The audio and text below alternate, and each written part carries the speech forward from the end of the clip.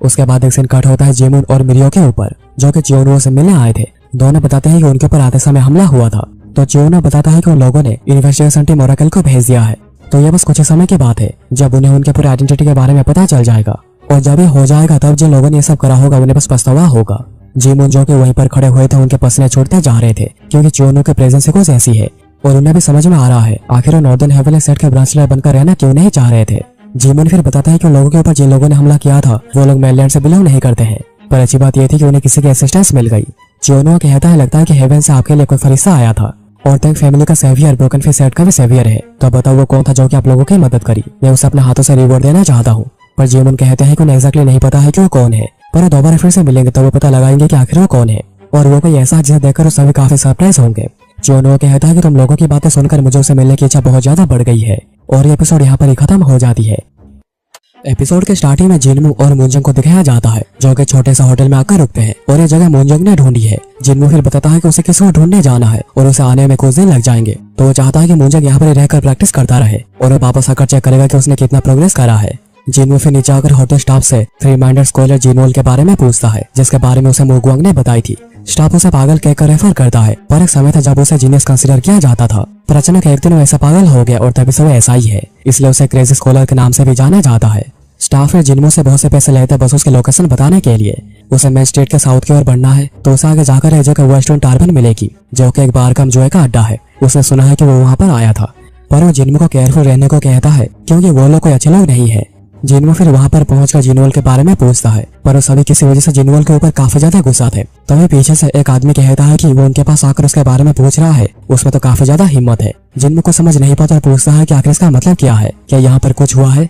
तभी आदमी कहता है कि सर जिनमू को जिनवोल ही भेजा है तो उसे जल्दी से पकड़ लो। जिनमू कहता है कि उसे पता नहीं कि यहाँ पर क्या हो रहा है, पर ऐसे समय में थोड़ी बहुत पिटाई चलती है और वो सैटरडे फिंगर का इस्तेमाल करके सभी को डाउन कर देता है।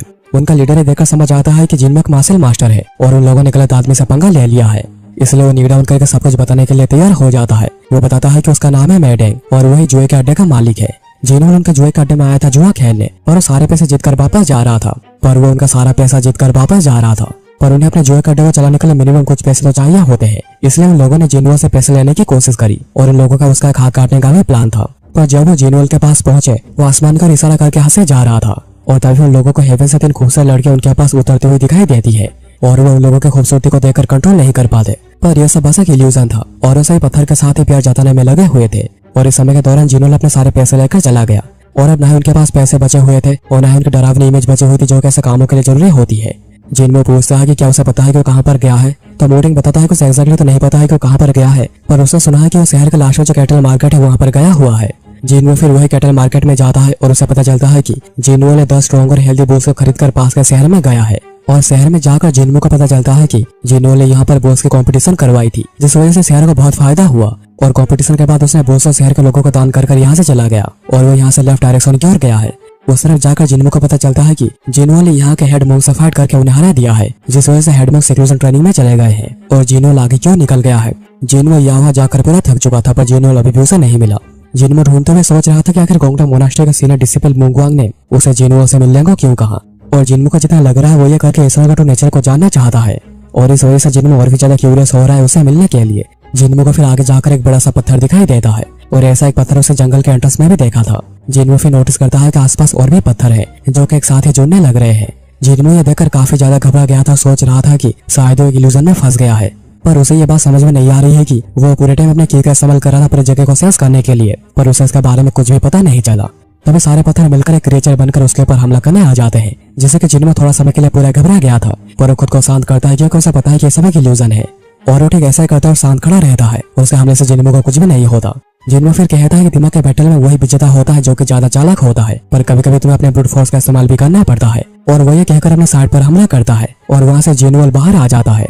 दोनों फिर एक साथ ही बैठकर चाय पीते हुए बातें कर रहे थे, और ये बात जानकर के जिनवो ने मुगवांग को हरा दिया है वो काफी सरप्राइज हुआ था। जिनवो को पता है कि मुगवांग की पर्सनैलिटी जैसी भी हो उसके पावर बहुत ज्यादा है, पर जिनवो को देखकर ताकतवर नहीं लग रहा, पर उसने फिर भी मुगवांग को हरा दिया। जिनवो फिर बताता है कि उसे पता है जिनवो के पास एक incredible amount of martial strength है, पर वो जानबूझकर इसे हाइड करके रखा हुआ है। जिनवो कहता है कि ऐसा इसलिए कर रहा है ताकि वो जितना ज्यादा हो सके सर्वाइव कर पाए, और जिनवो भी इस बात पर एग्री करता है कि जो अपने पावर को सबसे पहले दिखा देते हैं वही सबसे पहले मारे जाते हैं, और जो लोग अपने पावर को हाइड करके रखते हैं वही सबसे ज्यादा समय तक सर्वाइव करते हैं। जेनुअल फिर पूछता है कि आखिर उसने उसके इल्यूजन को कैसे तोड़ा, क्योंकि उसकी कैलकुलेशन तो बिल्कुल परफेक्ट थी। और वो ये कहकर फिर से अपने कैलकुलेशन को चेक करने लग जाता है। जिनमो सोच रहा था कि उसका मन अचानक ऐसा कैसा हो गया, लगता है कि सारे जीनियस ऐसे ही होते हैं। जिनमो फिर बता देता है कि उसे इसके बारे में अपने सेंसर से पता चली है। और फिर वो पूछता है कि जिनोल के इल्यूजन्स इतने कॉम्प्लिकेटेड क्यों होते हैं, क्या वो ऐसा करके हेवेंस को टेक ओवर करना चाहता है। तो जिनोल कहता है कि अगर ऐसा हो पाता तो बहुत ही अच्छा होता। जिनोल फिर जिनमो से पूछता है कि आखिर वो कौन है, मतलब उसकी रियल आइडेंटिटी क्या है। तो जिनमो बताता है कि उसकी कोई आइडेंटिटी नहीं बनी है। और जिनोल के पूछने पर जिनमो बताता है कि वो मोगवांग के कहने पर उससे मिलने आया है। तो जिनोल कहता है कि उसे क्या पूछना है पूछ सकता है। तो जिनमो अपने अंकल मिस्टर हुआंग के बारे में पूछता है, जो कि 6 महीने पहले यहाँ पर आए थे। जिनमो पूछता है कि क्या व्हाइट ड्रैगन मर्चेंट ट्रूप के बारे में पूछ रहा है और क्या वो उसका ब्लड रिलेटिव है। तो जिनमो कहता है कि व्हाइट ड्रैगन मर्चेंट ट्रूप से है, पर उनका खून का रिश्ता नहीं है, पर उन दोनों का खून का रिश्ता नहीं है। तो जिनोल उसे सारा होप छोड़ देने को कहता है, क्योंकि इससे उसकी खुद की लाइफ डेंजर में आ जाएगी।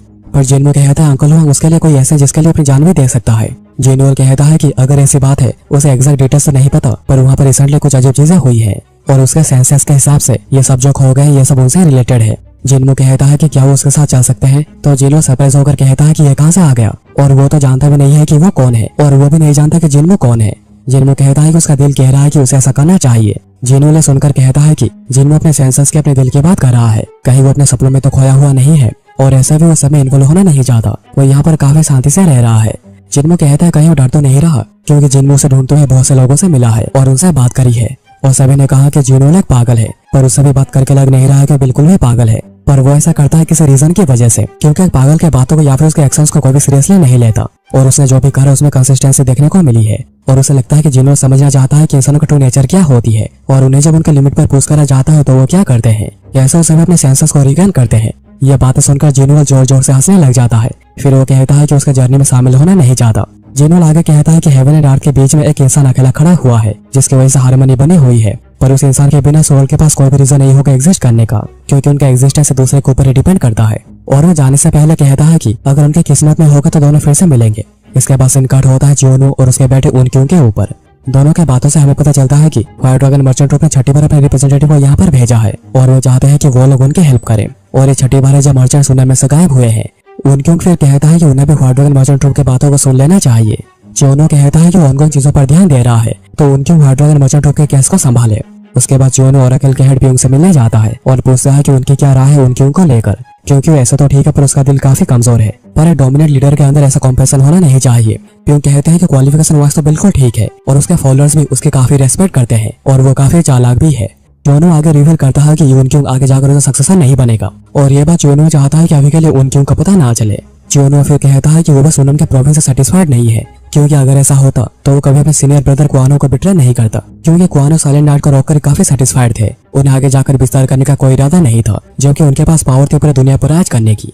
जियोनो का मानना है कि अगर उसके पास पावर है तो उसे उसके पावर का इस्तेमाल करना चाहिए। और वो ये भी कहता है कि सेंट्रल हेवन एलायंस ने टैंक फैमिली को भेजकर अपना काम शुरू कर दिया है, पर वो आगे और कुछ करे उससे पहले उसे अपना काम पूरा करना होगा, जो कि उसने शुरू कर दिया है। प्यूंग उसे सबको लेकर चिंता करने को मना करता है और काम पर फोकस करने को कहता है। यहाँ पर जो भी छोटी मोटी चीजें होंगी उन्हें प्यूंग संभाल लेगा, पर जियोनो जो काम करने जा रहा है उसमें हजारों की डेथ हो सकती है। तो जियोनो कहता है कि अच्छा काम के लिए सेक्रीफाइस करना पड़ता है, और अगर मुझे कभी किसी गुस्से का डर होता तो मैं कभी इस बात को चूज करता ही नहीं। और ऐसा भी अभी बहुत समय हो गया है खून की बारिश करे हुए, और ये एपिसोड यहाँ पर ही खत्म हो जाती है।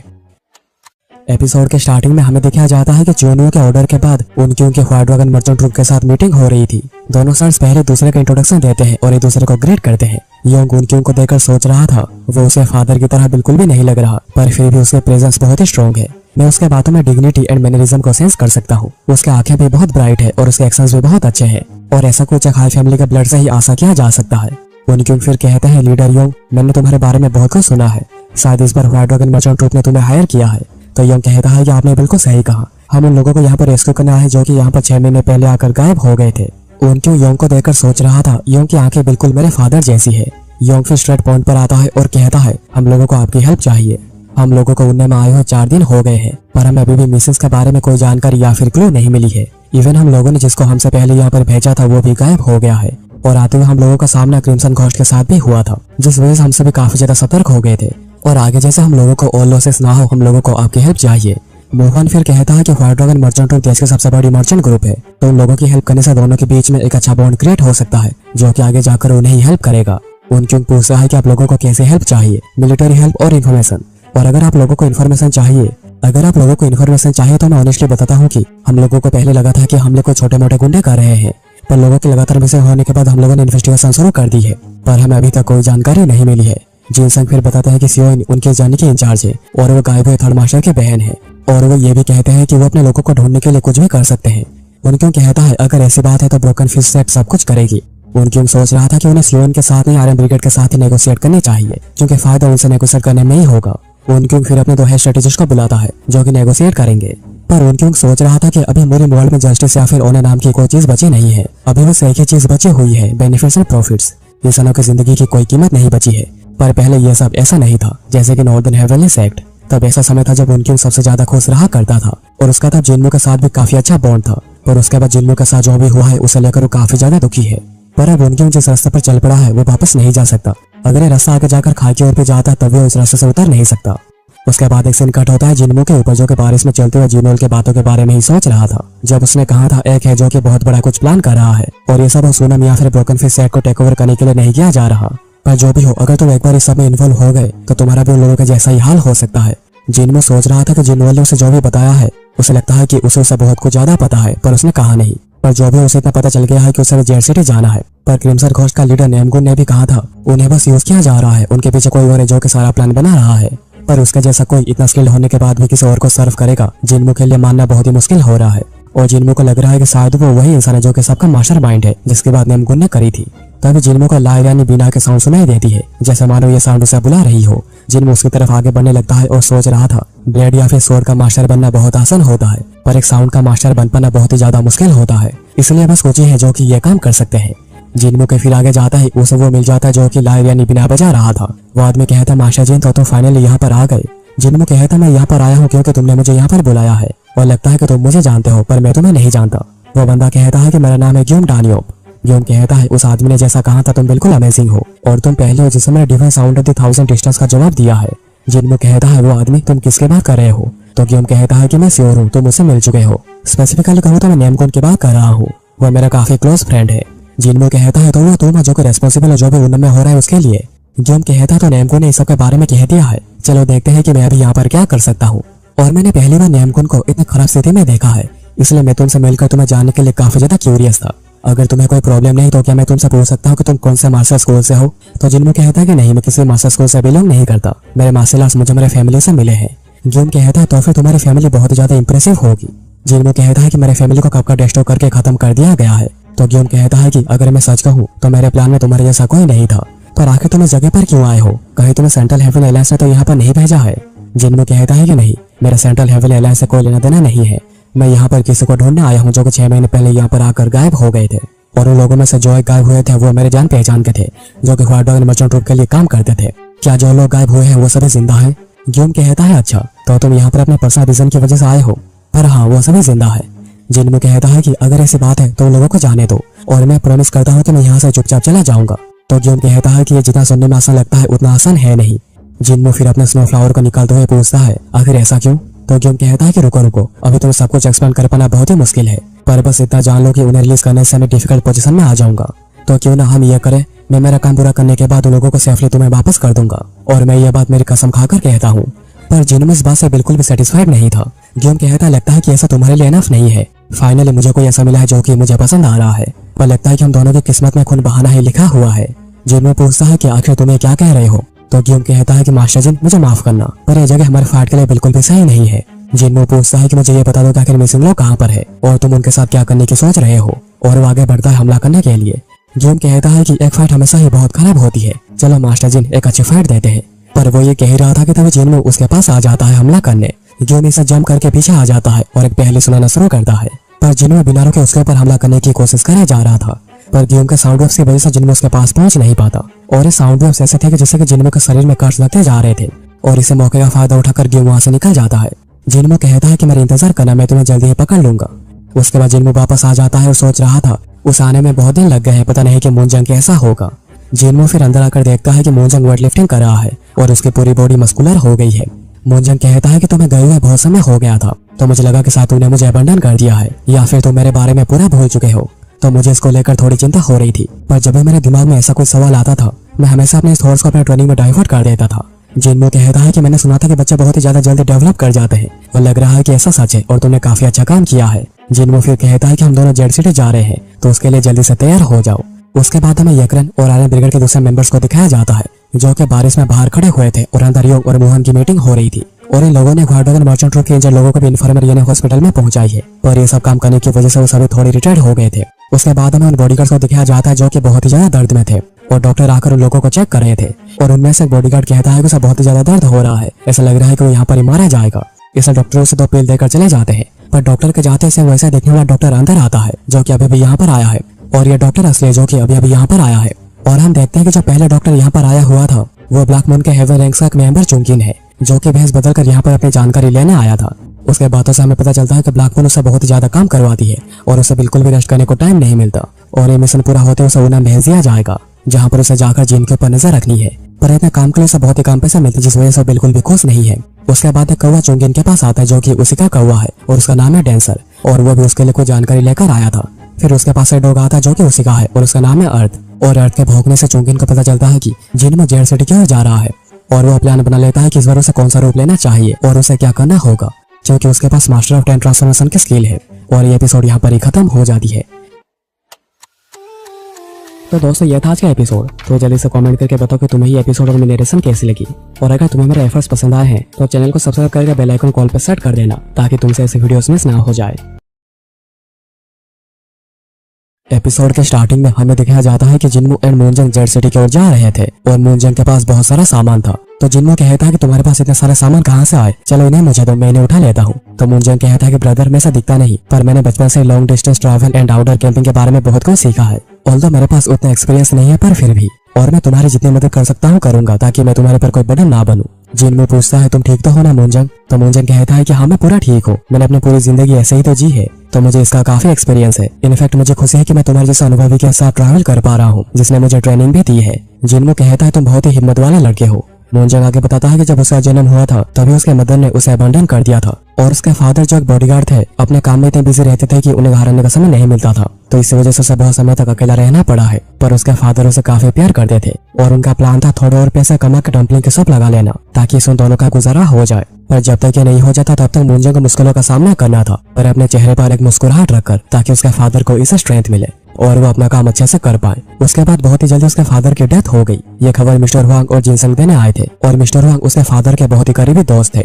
और मिस्टर हुआंग और जिनसंग ने मूनजंग को अपने पास रखने का फैसला किया था मेंशन में, और इससे मूनजंग को बहुत ही ज्यादा खुशी हुई थी। पर उसके लैक सोर्स में स्किल की वजह से उसे बहुत सी मुश्किलों का सामना करना पड़ा था। प्रेजेंट में मूनजंग कहता है कि ओनम का वेदर बहुत ही गर्म और ह्यूमिड है, पर वो जैसे ही गोनम्योंग शहर पहुंच जाएंगे वेदर काफी अच्छा हो जाएगा। फिर दोनों गोनम्योंग पहुंच जाते हैं और आज रात को यहाँ पर रहने का फैसला करते हैं, और वो कल सुबह उठकर जेड सिटी के लिए निकल जाएंगे। इसलिए दोनों यहाँ पर एक कैंप लगाकर रुकते हैं, और इस कैंप को तैयार करा है मूनजंग ने और खाना बनाया है जिन्मू ने। और रात को भी मूनजंग प्रैक्टिस करने में लगा हुआ था।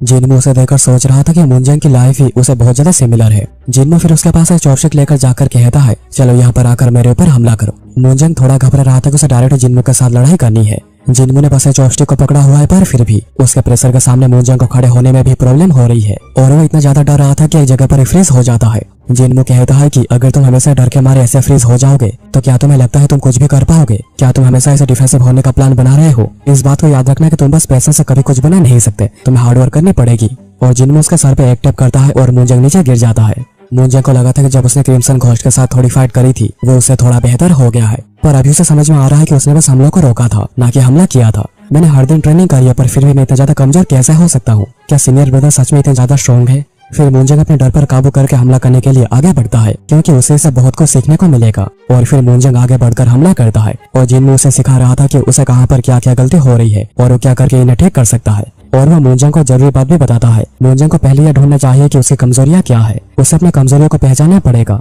उसके बाद ही जाकर बेसिक्स को सीखना शुरू करा जा सकता है। मूनजंग फिर कहता है कि उसे अभी और भी ट्रेनिंग करनी है, पर जिन्मू कहता है कि उसे भी रेस्ट करना चाहिए, क्योंकि रेस्ट करना भी ट्रेनिंग का बहुत बड़ा हिस्सा होता है। और वो मूनजंग को 3 फाउंडेशनल कल्टीवेशन टेक्निक का इस्तेमाल करके अपने बॉडी के अंदर की को सर्कुलेट करने को कहता है, और उसने आज जितना करा है बहुत अच्छा करा है। फिर हमें नेमगुन को दिखाया जाता है जो कि अपने की को सर्कुलेट करते हुए खुद को हील कर रहा था, और वो सोच रहा था कि जिन्मू बहुत ही ज्यादा खतरनाक है। मैं पिछले कुछ दिनों से लगातार की को सर्कुलेट करे जा रहा हूँ, पर फिर भी मेरे घाव पूरे नहीं हो रहे, और मैं स्थिति में पहुंच गया क्योंकि मैंने मेरे गार्ड को डाउन कर दी थी। पर मैं नेमगुन सबसे ग्रेटेस्ट मैन एंड जनरल हूँ, और मैं इसे गलती दोबारा नहीं दोहराऊंगा। तभी वहाँ पर ग्यूम आकर कहता है कि लगता है तुम पहले से बहुत ज्यादा बेहतर हो गए हो। तो नेमगुन कहता है कि मैंने फुल रिकवरी तो नहीं करी है, पर मैं मूव करने के लिए तैयार हूँ। मुझे तो खुश होना चाहिए कि मैं जिंदा बच पाया, क्योंकि मुझे तभी लग रहा था कि मेरा सर यहाँ से कट जाएगा।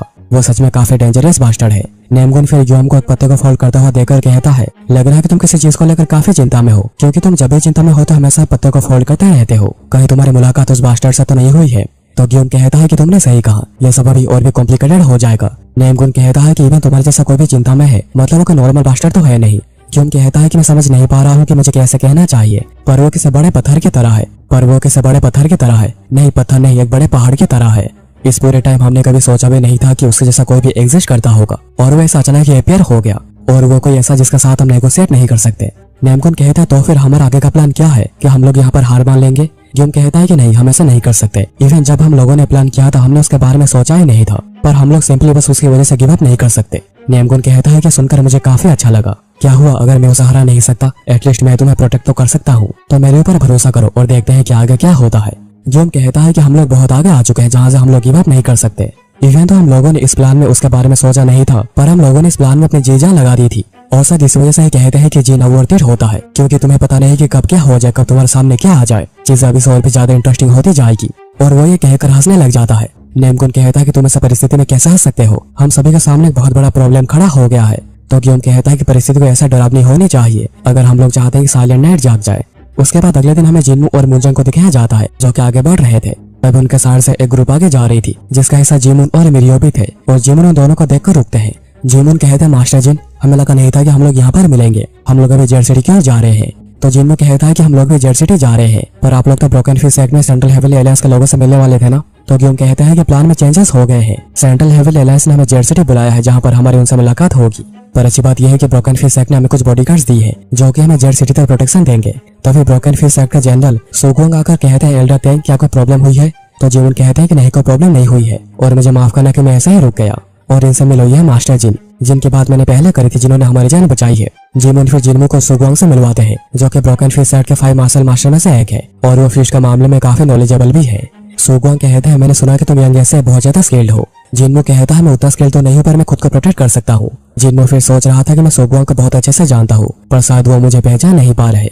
जिमुन फिर सुगोंग से पूछते हैं कि क्या वो जिन्मू को अपने साथ लेकर जा सकते हैं? तो सुगोंग कहते हैं कि अगर वो मार्शल आर्ट्स में माहिर है तो उसे ले जाना उनके लिए काफी फायदेमंद हो सकता है। तो चलो सभी लोग एक साथ ही मिलकर जेड सिटी को निकलते हैं। उसके बाद सभी नॉन स्टॉप आगे बढ़ते रहते हैं, पर बहुत देर तक आगे बढ़ने के बाद वो रुककर ब्रेक लेते हैं। सुगोंग फिर कहते हैं कि जब हम लोग नॉर्थ में थे तब भी, पर वो आगे कुछ कहने जा रहे थे पर नहीं कहते। मुंजंग फिर खाते हुए सोच रहा था कि ये वही सेम डिश है जो कि कल रात को जिन्मू ने बनाई थी। सुगोंग जिन्मू को देखकर सोच रहे थे कि उसका सरनेम मास्टर कुआनो के बेटे से मिलता है, और वो थोड़ा उनके जैसा भी लग रहा है, और अगर वो जिंदा होता तो वो भी इस लड़के को मर का ही होता।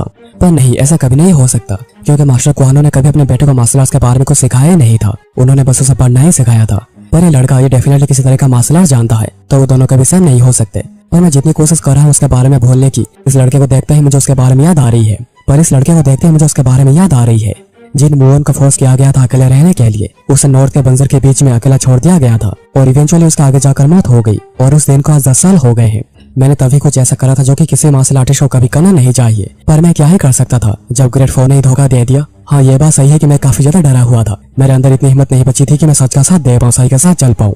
अगर मैं तभी थोड़ा सा भी हेजिटेट करता तो मुझे मार दिया जाता। अगर मैं दूसरों को फॉलो नहीं करता तो तभी मैं मारा ही जाता। मैं सच में बहुत ही बड़ा पापी हूँ। जैसे जैसे करके एक एक दिन गुजरता जा रहा है, मेरे अंदर गिल्ट बढ़ती ही जा रही है। पर मुझे लगा था कि मैं सबके बारे में भूल गया हूँ, पर इस लड़के को देखकर सारे फीलिंग्स फिर से वापस आ गई है। पर क्या होगा अगर ये लड़का सच में वही है? तब मैं क्या करूंगा मुझे बिल्कुल भी समझ में नहीं आ रहा। पर नहीं, ये तो हो ही नहीं सकता। पर नहीं, ये वो नहीं है। यह हो ही नहीं सकता कि ये वो है।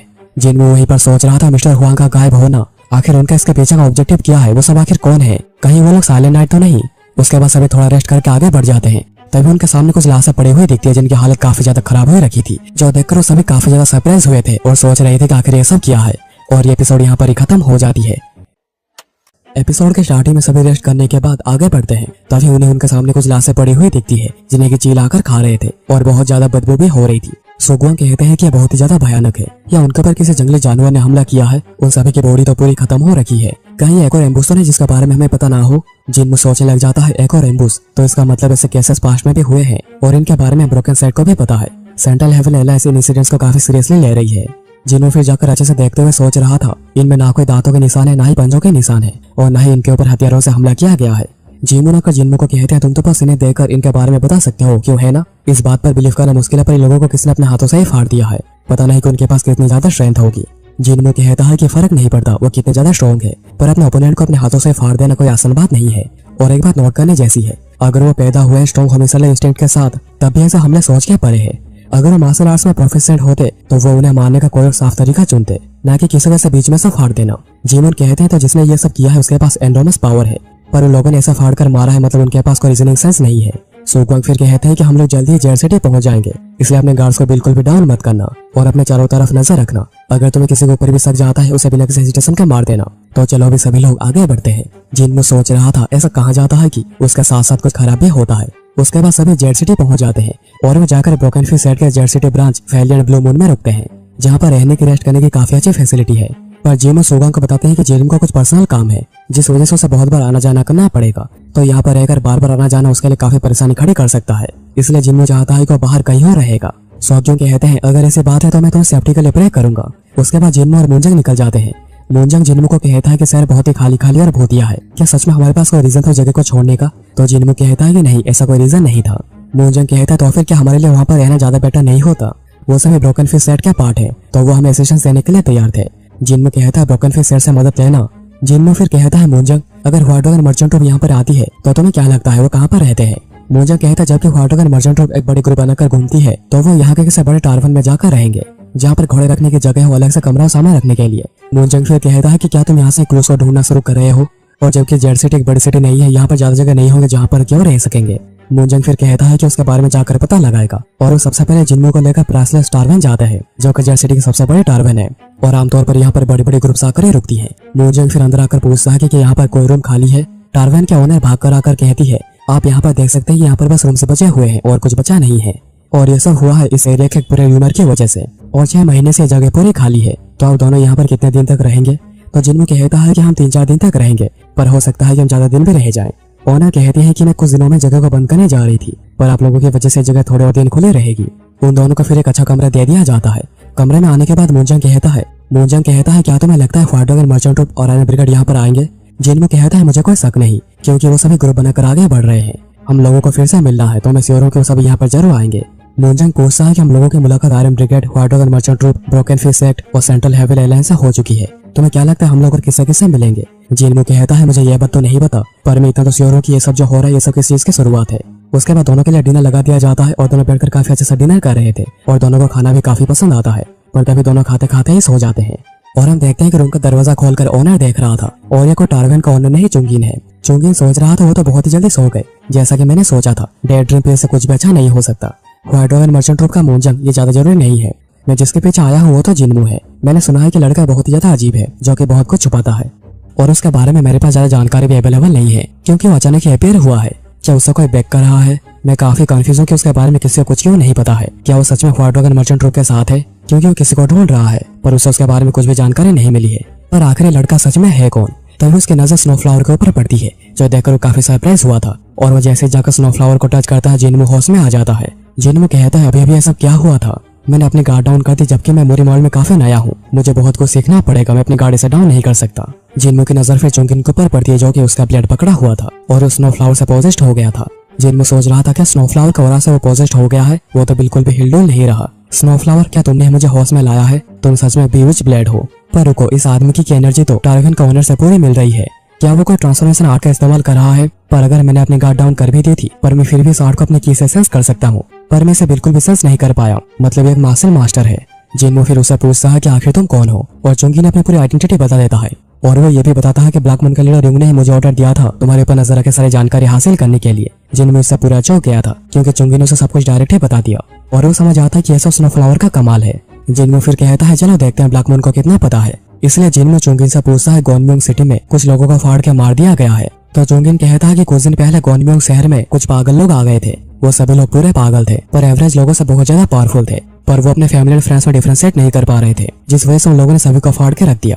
सेंट्रल हेवन एलायंस और ब्रोकन फिश सेट को लगा कि उनके इस बिहेवियर का रीजन स्पेशल टाइप का पॉइजन, जिस वजह से उन लोगों ने टैंक फैमिली को बुलाया जो कि पॉइजन में माहिर है। और जिन भी लोगों ने पॉइजन को फैलाया है उनका उन्हें में जो लोग गायब हुए हैं उनके पीछे उन्हीं का ही हाथ है और अब ब्लैक मून इसको हर एंगल से स्टडी कर रही है। और वो आगे और कुछ कहने जा रहा था तभी वहीं पर आर्थो डेंसर आ जाते हैं, जिस वजह से चुंगिन होश में आ जाता है। चुंगिन कहता है अभी भी यहाँ पर क्या हुआ था? जिनमो कहता है ब्लैक मून के हेवन एंड डिवीजन के चुंगिन क्यों ना हम लोग यहाँ पर थोड़ी बातें करें। चोंगिन पूरा सरप्राइज होकर कहता है आखिर ऐसा तुम्हें कैसे पता, आखिर तुम्हें मेरे बारे में इतना सब कुछ कैसे पता है। और चोंगिन सोचने लग जाता है कि आखिर उसे मेरे बारे में इतना सब कुछ कैसे पता चल गया। उसके ब्लेड को पकड़ने के बाद क्या क्या हुआ है मुझे कुछ भी याद नहीं आ रहा। क्या इसे मेरे बारे में सब कुछ पता चल गया है, पर ये सब कैसे हो गया। लगता है कि मैं यहाँ पर फंस गया हूँ। चोंगिन फिर अपने हथियार को निकल कर कहता है तुमने मेरे साथ ये सब क्या किया है। मैं ब्लैक मून के लिए लानत हूँ, इसलिए पहले मैं तुम्हें यहाँ पर मारूंगा और फिर खुद को मारकर सुसाइड कर लूंगा, क्योंकि मेरे पापों का यही सजा है। जिन्नो कहता है क्या तुम श्योर हो तुम इस काम को रिग्रेट नहीं करोगे। चोंगिन हमला करने के लिए आगे बढ़ते हुए कहता है मैं ब्लैक मून का एक मेंबर हूँ और मैं कभी अपने एक्शंस को लेकर रिग्रेट नहीं करता। और आगे बढ़कर हमला कर देता जिन्हें कि जिन्नो इसलिए डॉज कर रहा था। पर जब जिन्नो हमला करना शुरू करता है चोंगिन कुछ भी कर नहीं पाता और ये सब औरतें टेंशन चुपचाप बैठकर देख रहे थे, क्योंकि उन्हें पता है कि अगर वो कुछ भी कहेंगे तो उनकी भी पिटाई हो जाएगी। उसके बाद एक सीन कट होता है जब औरत के चाटने के बाद मूंजंग का होश आ जाता है। जिन्नो कहता है तो तुम उठ गए, अभी तुम्हें कैसा लग रहा है। मूंजंग कहता है मैं तो ठीक हूँ, पर यहाँ पर ये सब क्या हुआ है। और हम देखते हैं कि जिन्नो ने चोंगिन का मार कर बुरा हाल कर दिया था। चोंगिन कह रहा था कि आखिर तुम्हारे जैसा मॉन्स्टर यहाँ पर कहाँ से आ गया है और मुझे तो बिलीव नहीं हो रहा है कि मैं स्थिति में पहुंच गया हूँ। जल्दी करो और मुझे यहाँ पर मार दो। जिन्नो कहता है कि मुझे तुम्हें मेरे हाथों से मारने की जरूरत नहीं है, अभी तुम्हारे सीक्रेट के बारे में मुझे पता है। तुम्हें क्या लगता है जब ब्लैक मून को इसके बारे में पता चलेगा वो लोग क्या करेंगे। अगर ऐसा होता है तो मुझे लगता है कि तुम फिर से सुसाइड करने की कोशिश करोगे, पर तुम्हें ऐसा कुछ करने की जरूरत नहीं। ऑल्दो ब्लैक मून मेरे बारे में जानना चाहती है, पर मेरा ब्लैक मून के बारे में जानने में कोई इंटरेस्ट नहीं है। मैं बस एक ही चीज जानना चाहता हूँ, उनमें जो लोग गायब हुए हैं मैं जानना चाहता हूँ कि सबके पीछे कौन है। चोंगिन पूछता है कि आखिर तुम क्या कहना चाह रहे हो। जिन्नो कहता है चलो मेरे साथ, अगर तुम ऐसा करोगे तो तुम मेरे बारे में जो भी जानना चाहते हो मैं तुम्हें सब कुछ बता दूंगा, पर उसके बदले में जो लोग गायब हुए हैं उसके बारे में तुम्हें मुझे बताना पड़ेगा। जब तक हम दोनों जो जानना चाहते हैं जान नहीं लेते, क्यों ना तब तक हम दोनों टीम बनाकर रहे। और ये एपिसोड यहाँ पर ही खत्म हो जाती है। एपिसोड के स्टार्टिंग में हमें एक पागल आदमी को दिखाया जाता है जिसको दिखाने सोगोंग जीमून को लेकर आए थे। सोगोंग बताते हैं कि उसे पकड़ने में उन्हें मार्शल मास्टर की हेल्प लेनी पड़ी थी, पर पागल होने से पहले उसने हमें उसकी आइडेंटिटी बताई थी। वो आर्मी ब्रिगेड के लिए इन्फॉर्मेंट का काम करता है, यानी जो लोग जाकर जानकारी हासिल करते हैं। पर अभी तक ये बात पूरी तरीके से कंफर्म नहीं हुई है कि ये सच में उनके लिए काम करता है या नहीं। जीमून फिर कहते हैं कि ये कोई सिंपल पागल होने का केस है नहीं, ये सारे सिम्टम्स रेबीज से सिमिलर है, पर मुझे उसके पास जाकर उसे अच्छे से देखना पड़ेगा। क्या तुम उसे किसी तरीके से सुला सकते हो। तो सोगवांग कहते हैं कि हमने ऑलरेडी उसके ऊपर कुछ सेडेटिव्स का इस्तेमाल किया था, पर उसके ऊपर इसका कोई असर नहीं हो रहा। जीमून कहते हैं कि अगर सेडेटिव्स काम नहीं कर रहा मतलब उसका ब्लड वेन्स के साथ छेड़छाड़ करी गई है। क्या सच में यह सब पॉइजन की वजह से ही हुआ है। जीमून फिर सोगवांग को पीछे हट जाने को कहते हैं, क्योंकि वो ब्लड रूट से कलेक्ट किए हुए पॉइजन का इस्तेमाल करने जा रहे हैं, जो कि बस खून की लालसा को ही नहीं दिमाग को भी शांत कर देता है। ये काफी अच्छी सेडेटिव है किसी को भी सुलाने के लिए। और पॉइजन का इस्तेमाल करते हुए आदमी सो जाता है और जीमून अंदर जाते हैं उसे अच्छे से चेक करने। जीमून फिर अंदर जाकर पॉइजन आर्ट्स का इस्तेमाल करते हैं और बताते हैं कि उसके ऊपर किसी एनिमल बेस्ड पॉइजन का इस्तेमाल किया गया नहीं है। सोगवांग पूछता है आपको इसके बारे में कैसे पता। तो जीमून कहते हैं कि मैं अभी जिस पॉइजन का इस्तेमाल कर रहा हूँ वो एनिमल बेस्ड पॉइजन से रिएक्ट करती है। पॉइजन को टोटल 3 कैटेगरीज में डिवाइड किया गया है, animal based poison, plant based poison and lastly mineral based poison. और जैसे मिनरल बेस्ड पॉइजन का इस्तेमाल करते हैं एक रिएक्शन होता है, पर जीमून कहते हैं कि इसमें कुछ तो गड़बड़ है। तभी वो आदमी जाग जाता है और जीमून के ऊपर हमला कर देता है। मिरियो उसे जल्दी से पकड़ के छुड़ाने की कोशिश कर रही थी, पर वो जीमून को छोड़ ही नहीं रहा था। तभी सोगवांग अंदर आकर उसे पंच मार के साइड कर देते हैं। मिरियो पूछती है कि अंकल क्या आप ठीक हैं। तो जीमून कहते हैं अच्छी बात यह है कि मेरी हड्डियां नहीं टूटी हैं, पर अगर वो मिनरल बेस्ड पॉइजन से पॉइजन हुआ है पर फिर भी उसके सिम्टम्स को ज्यादा एक्सट्रीम है। सोगवांग पूछते हैं कि एल्डर थे क्या आप ठीक है। तो जीमून कहते हैं कि मैं ठीक हूँ, पर mineral based poison typically affected person को ड्रेन कर देता है, पर मैंने कभी ऐसा नहीं देखा कि मिनरल बेस्ड पॉइजन की वजह से कोई इतना वायलेंट हो गया है और उसके पावर भी बहुत ही ज्यादा बढ़ गई है। पर तभी वो देखते हैं कि वो आदमी मारा जाता है जिसे कि सोगवांग ने पकड़ा हुआ था। जीमून कहते हैं कि लग रहा है तुमको ज्यादा ही रफ हो गए, पर ऐसा नहीं कि उसके डेथ की वजह तुम हो। उसके स्ट्रेंथ में सडन चेंज की वजह से उसके ऑर्गन्स इसके पावर को सह नहीं पाए। पर चलो अब इस बॉडी को लेकर अच्छे से इन्वेस्टिगेशन करते हैं, चाहे मुझे कितना समय क्यों ना लग जाए, मैं सबके पीछे का रीजन जानकर ही रहूंगा। और मैं तुम्हें अभिमान कर देता हूँ, कुछ बहुत ही अजीब हो रहा है। उसके बाद हमें जिन्नो, मूंजंग और चोंगिन को दिखाया जाता है। चोंगिन सोच रहा था पता नहीं मेरे जैसा कोई हेवन रैंक का इस सिचुएशन में कैसे फंस गया। मैंने बस अपने मिशन को ही नहीं बिगाड़ा, मुझे अभी इसके साथ चलना पड़ रहा है। अगर ब्लैक मून को इसके बारे में पता चल जाएगा पता नहीं मैं इतनी जिला कैसे सहूंगा। और जैसे कि ब्रांच लीडर युंग ने कहा था ये कोई आम लड़का नहीं है, ऐसे ज्यादा मार्शल आर्टिस्ट नहीं है जो कि मेरे सामने टिक पाते हैं, बस 7 लेजर स्काई ने ये काम करके दिखाया है। चोंगिन फिर देखता है कि मूंजंग उसे घूरे ही जा रहा है। तो चोंगिन कहता है कि क्या मैं किसी सर्कस का बंदा लग रहा हूँ जो कि तुम मुझे ऐसे घूरे जा रहे हो। मूंजंग कहता है कि मुझे माफ करना, पर मुझे तुम काफी इंटरेस्टिंग लग रहे हो। क्या यह चेहरा तुम्हारा असली चेहरा है। चोंगिन कहता है कि क्या तुम्हें लगता है मैं बस अपना चेहरा ही बदल सकता हूँ। मैं मेरा शरीर बदल सकता हूँ, मेरे कपड़ों को भी बदल सकता हूँ। मेरा टाइटल मास्टर ऑफ ट्रांसफॉर्मेशन ऐसा ही नहीं पड़ा है। चोंगिन फिर सोचने लग जाता है कि मेरे सामने बस यही लड़का एक प्रॉब्लम है। उसे जैसे मेरे पहले ट्रांसफॉर्मेशन के बारे में पता चला तब से मैं कोई भी रूप क्यों ना ले लूँ वो मुझे पहचान नहीं लेता है। मैं डेफिनेटली यहाँ पर एक खराब सिचुएशन में फंस गया हूँ। मैं यहाँ पर आया था उसके ऊपर नजर रखने के लिए, परंतु वही मेरे ऊपर नजर रखे जा रहा है और ये सब हो रहा है उस अजीब सा ब्लड की वजह से। काफी जिन्नो स्नोफ्लावर को देखकर सोच रहा था तुम फिर से यहाँ पर रिएक्ट क्यों कर रही हो। एक ऐसा ब्यूज ब्लेड जो कि बस मैं यूज कर सकता हूँ। और ये चोंगिन मैं इसके आसपास कभी केयरलेस नहीं रह सकता। उसके मेंटल स्ट्रेंथ बहुत ही ज्यादा है। पर अजीब बात यह है कि उसे सनफ्लावर ने बहुत ही आसानी से पोजेस कर लिया था। यह सच में काफी अजीब ब्लेड है। पर हम लोग जब से यूना में आए हैं यह ब्लेड तभी से ही बहुत अजीब बिहेव कर रहा है और इसके सिनिस्टर की भी और भी स्ट्रॉन्ग होती जा रही है। क्या यह सब इसलिए हो रहा है क्योंकि यह उसका ओरिजिन प्लेस है? मुझे कुछ टाइम निकाल कर उस जगह पर जाना ही पड़ेगा जहाँ पर वो ट्राइब रहती थी। और ये ब्लेड जैसे रिएक्ट करते जा रहा है इस पर कंट्रोल कर पाना मेरे लिए बहुत ही मुश्किल हो रहा है। ऐसा हो सकता है कि मेरा दिमाग खराब हो जाए या फिर मेरे कंट्रोल से बाहर चला जाए, इसलिए अभी से मुझे और भी ज्यादा केयरफुल लेना पड़ेगा। तभी जिन अचानक ही रुक जाता है तो चोंगिन पूछता है कि तुम कब से मार्केट में से गोल गोल क्यों घूम रहे हो और अभी अचानक से ऐसे क्यों रुक गए? जिनमें जिस दुकान के सामने खड़ा हुआ था दुकानदार पूछता है कि क्या तुम्हें कुछ चाहिए? तो जिनमें ब्लेड उठाकर कहता है बुरा नहीं, ये काफी अच्छा है पर इसमें थोड़ी रिफाइनिंग के काम करनी बाकी है। दुकानदार इस ब्लेड की कीमत 5 सिल्वर कॉइन बताता है तो जिनमें कहता है कि महंगा है। चोंगिन पूछता है कि क्या सब ब्लेड के बारे में सब कुछ पता है? तो मोंजांग बताता है कि जिनमें ब्लैकस्मिथ है और उसने अपने स्नोफ्लावर को खुद ही तैयार किया है। चोंगिन कहता है कि क्या उसे ब्लैकस्मिथिंग भी आती है? मतलब उसने अपने बीच ब्लेड को खुद तैयार किया है। पता नहीं कि लड़का कौन है और क्या क्या कर सकता है। जिनमें तभी दुकानदार को कहता है कि बहुत ही महंगा है। तो दुकानदार कहता है कि अगर तुम इसे अफोर्ड नहीं कर सकते तो यहाँ से चले जाओ। और जिनमें भी ब्लेड को रखकर जाने लगता है तो दुकानदार खुद ही आकर उसे रोकता है और एक सिल्वर कॉइन में भी देने के लिए मान जाता है। जिनमें से कहता है कि अगर तुम मुझे बता दो कि तुम्हें ब्लेड कहाँ से मिली है तो मैं तुम्हें इस ब्लेड के बदले 6 सिल्वर कॉइन दूंगा। दुकानदार बताता है कि जब कुछ महीने पहले ब्लैक मार्केट खोली हुई थी तो बहुत से अनोखे हथियार वहाँ पर मिल रहे थे और ये भी वहीं पर ही था। और जेड सिटी के ज्यादातर दुकानदार अपनी चीजें ब्लैक मार्केट से ही लाते हैं। चोंगिन तभी कहता है कि मुझे पता है ब्लैक मार्केट कहाँ पर है। चोंगिन फिर उस ब्लेड को चेक करके कहता है कि ब्लेड यहाँ का तो नहीं लगता, इसे कहीं बाहर से लाया गया है। तो जिनमें कहता है तुमने सही कहा, इसे जरूर मेनलैंड में बनाया गया है, शायद होनम प्रोविंस के नॉर्दर्न पार्ट में। मार्केट में घूमने के बाद मैंने ये नोटिस करा कि यहाँ के ज्यादातर वेपन्स मेनलैंड के ही है पर फॉरेन मर्चेंट्स का यूना में एंटर होना बहुत ही मुश्किल है। पर यहाँ का लगभग हर हथियार बाहर का ही है। चोंगिन सोच रहा था कि वो तो काफी चालाक है, तो क्या मार्केट में ऐसे गोल गोल इसके बारे में पता लगाने के लिए घूम रहा था। मोंजांग पूछता है कि तुम क्या बात कह रहे हो, मुझे कुछ भी समझ में नहीं आ रहा। तो चोंगिन बताता है कि सारे वेपन्स यहाँ के नहीं है, मतलब कि सारे वेपन्स किसी दूसरे जगह से आए हैं। ये हथियार उन मर्चेंट्स और बॉडीगार्ड्स के जो कि यहाँ पर आकर गायब हो गए थे और जिन लोगों ने उन्हें गायब किया था उन्हीं लोगों ने इसे ब्लैक मार्केट में बेचा है। और जिनमो के इंटेलिजेंस को देखकर चोंगिन पूरा सरप्राइज था और उसके बाद तीनों निकल पड़ते हैं ब्लैक मार्केट की तरफ। और फिर रात को हमें ब्लैक मार्केट दिखाया जाता है जहाँ पर हथियार बिक रहे थे और जो लोग बेचने आए थे वो कहते हैं कि जो भी से लेना चाहता है सामने आ जाए। तब एक आदमी पूछता है कि क्या परफेक्ट कंडीशन में है, क्या तुम बता सकते हो कि तुम्हें कहाँ से लाए हो? तो उनका एक आदमी कहता है कि कोई सवाल मत पूछो, अगर तुम्हें लेना हो तो लो या फिर यहाँ से चले जाओ। तो वो आदमी कहता है कि जैसा कि मैंने सोचा था, तुम लोगों ने इन्हें किसी गलत काम करके हासिल किया है। उनका आदमी थोड़ा घबरा कर कहता है कि आखिर तुम्हें क्या कह रहे हो? तभी वो आदमी अपना चेहरा दिखाकर कहता है फाइनली तुम लोग पकड़े ही गए।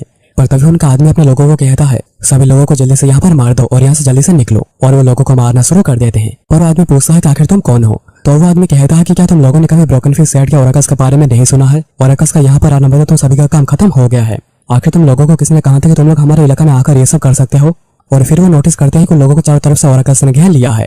वो आदमी फिर कहता है कि अगर तुम लोग मरना नहीं चाहते तो बोलना शुरू कर दो। पर वो आदमी वहां से भागने की कोशिश करता है तो ओरेकस का आदमी कहता है कि सभी लोगों को यहाँ पर मार दो और जो भागने की कोशिश कर रहा है उसे पकड़ के मेरे पास लेकर आओ। और अगर तुम्हें पता ना चले कि उनका टीम में कौन कौन है तो बूढ़े बच्चे महिलाएं सभी को मारना शुरू कर दो। तो चलो जल्दी से अपना काम शुरू करो।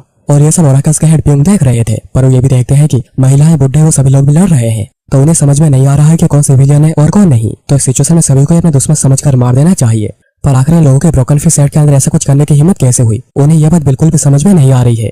अगर बस मर्चेंट की चीजों को चोरी किया गया होता तो ये इतना बड़ा इशू नहीं बनता। पर उनके मर्डर की वजह से हमारी रेपुटेशन बहुत ही खराब होती जा रही है। ये बात तो हमें पता है कि सेंट्रल हेवन एलायंस इसके अंदर घुसने की कब से कोशिश करे जा रही है। ये काफी सेक्रेट टेरिटरी है जिसमें मैं और लॉर्ड आए थे जब हम लोगों ने नॉर्दर्न हेवन सेट को धोखा दिया था। हम लोगों ने अपनी पूरी कोशिश करी थी सेंट्रल हेवन एलायंस को इससे दूर रखने की, पर लग नहीं रहा कि ये सब और पॉसिबल हो पाएगा। और चियोनो ने प्यूंग को कहा था कि इन बादशाह को जल्दी से ढूंढो इससे पहले कि सेंट्रल हेवन एलायंस यहाँ पर आ जाए। हमें इस इशू को खुद ही सॉल्व करना पड़ेगा और अगर इसके लिए जेड सिटी को पूरा खत्म करना पड़े तो पूरा खत्म कर दो, कोई फर्क नहीं पड़ता। सबको मार दो जिसके ऊपर भी तुम्हें शक हो, सभी को ही मार दो जिसके ऊपर तुम्हें शक हो। और अभी प्रेजेंट में प्यूंग कह रहे थे बिल्कुल चिंता मत करिए, सब कुछ हमारे प्लान के हिसाब से ही जा रहा है। और ये एपिसोड यहाँ पर ही खत्म हो जाती है। कहानी को आगे बढ़ाने से पहले एक छोटा सा रिकैप कर लेते हैं। जिनमो अभी जेड सिटी में आया हुआ है अपने अंकल मिस्टर हुआंग को ढूंढने और जिनमो के साथ यहाँ पर मोंजांग भी आया हुआ है जो कि मिस्टर हुआंग के साथ ही व्हाइट ड्रैगन मर्चेंट ट्रूप के लिए काम करा करता था। और अभी जिनमो के साथ चोंगिन भी है जो कि ब्लैक मून के लिए काम करा करता है और वो यहाँ पर जिनमो के ऊपर नजर रखने आया था पर वो पकड़ा गया। और अभी जिनमो और चोंगिन दोनों ने डील करा है एक साथ ही मिलकर काम करने का और इसके बदले जिनमो चोंगिन को उसकी अपनी सारी जानकारी दे देगा और चोंगिन यहाँ पर रहकर उसकी मदद कर मिस्टर हुआंग को ढूंढने में। एपिसोड के स्टार्टिंग में जिनमो, मोंजांग और चोंगिन भागकर ब्लैक मार्केट पहुंचते हैं पर उनके पहुंचने से पहले ही यहाँ पर खून की नदियां बह चुकी थी क्योंकि उनके आने से पहले यहाँ पर क्रिम्सन घोष के लोग आए थे सोर्स वगैरह को बेचने जो कि उन लोगों ने मर्चेंट वगैरह से चुराया है। पर क्रिम्सन घोष को यहाँ पर ओरेकस पकड़ लेती है। ओरेकस एक्चुअली ब्रोकन फिश सेक्ट के इन्वेस्टिगेशन ब्यूरो के अंडर आती है और उनका काम है सारी जानकारियां हासिल करना। और उन तीनों के यहाँ पर आने से पहले ओरेकल्स और क्रिम्सन घोस्ट के बीच में एक लड़ाई हो चुकी है और उनके लड़ाई की वजह से यहाँ पर एक शमशान बन चुका है। खैर कहानी के अंदर चुंगिन अपने सामने लाशों का ढेर देखकर कहता है, मुझे लगता है कि हमें आने में यहाँ पर देर हो गई है। और जिनमें वहीं पर लाशों को देखकर पहचान लेता है कि ये क्रिम्सन घोस्ट के लोग हैं, पर यहाँ पर नॉर्मल सिविलियंस की बॉडी भी पड़ी हुई है।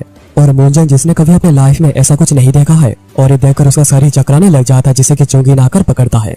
फिर हमें सोगुआंग को दिखाया जाता है जो कि ब्रोकन फ्यू सेट के लिए काम करते हैं और अभी जेड सिटी अपने बॉडीगार्ड मिशन में आए हुए हैं। सोगुआंग बैठकर अपने सिल्वर ग्रोटलेट को साफ करते हुए सोच रहे थे, क्या मुझे अभी भी लॉर्ड नहीं जियोनुओ को फॉलो करते रहना चाहिए, क्योंकि जब से जियोनुओ उन्हें में आया हुआ है बहुत ही ज्यादा क्रूर हो गया है।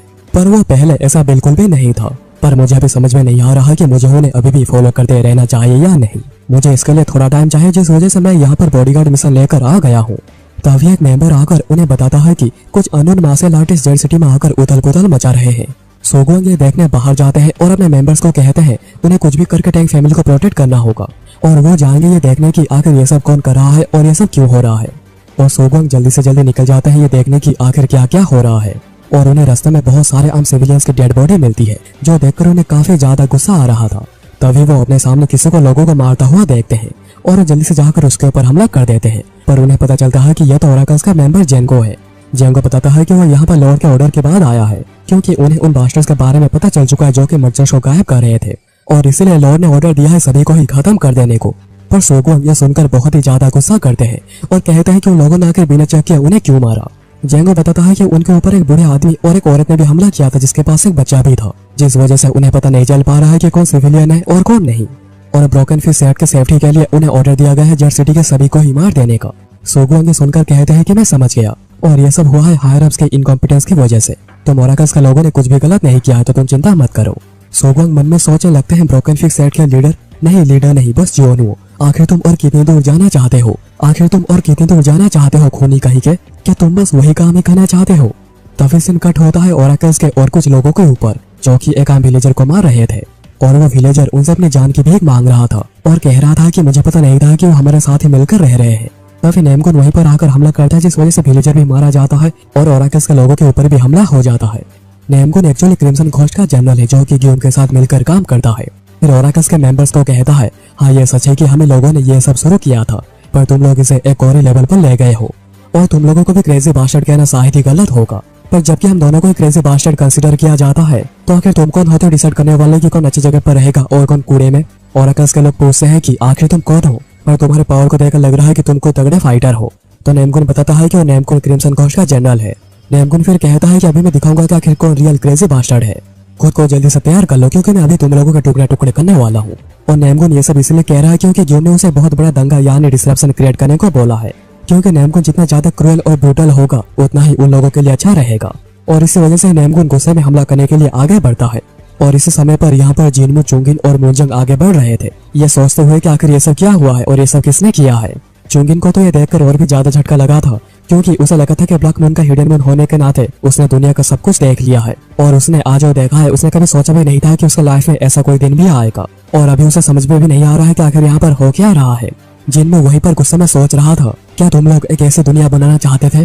तभी उन लोगों का सामना ओरेकल्स के कुछ लोगों के साथ होता है और ओरेकल्स के लोग उन तीनों को विलेज में छुपे हुए क्रिम्सन घोस्ट के लोग समझ रहे थे।